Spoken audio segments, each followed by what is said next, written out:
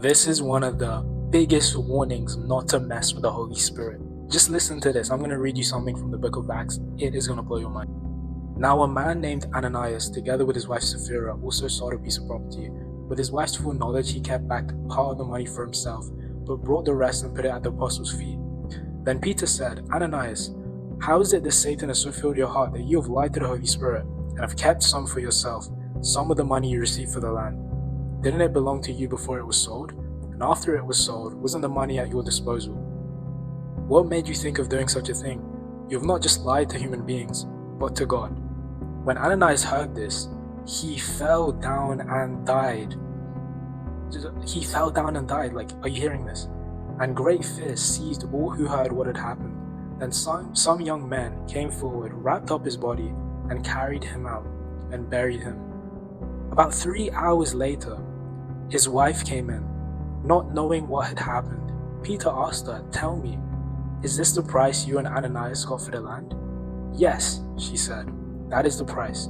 Peter said to her, how could you conspire to test the Spirit of the Lord? Listen, the feet of the men who buried your husband are at the door, and they will carry you out also. At that very moment, she fell down at his feet and died. Then the young men came in, and finding her dead, carried her out and buried her beside her husband.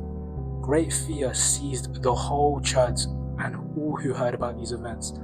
Now listen, tell me that doesn't like get you to act right about the Holy Spirit, get you to respect the Holy Spirit. You see, they tried to keep money, right? Everybody, all the believers that were gathered and living with Peter and the disciples during this time, right, after Jesus had died, after he had ascended into heaven, right, after he resurrected, So they were believers and they were living together, and then they were praying together and sharing all their belongings together.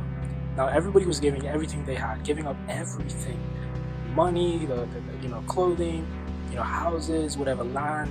They're giving it all up so everybody has enough to survive on. Now this couple thought that they could trick Peter and the rest of the people there, rest of the believers, by keeping back some of the money for themselves and only giving just a little bit. But Peter, a man full of the Holy Spirit, a disciple of Jesus Christ, saw that they were actually keeping money and saw what they had done. But the fact that they lied and didn't own up to what they did, saying that it was a mistake, or at least repenting, saying, Peter, I'm sorry for what I did, this is what I did, I want to change it back. They did not, and they just went forward with it. So, because they lied before God, they lied before Peter and the rest of the disciples, they died. See, this is why it is so bad to lie against the Holy Spirit, to try and trick God. Don't try and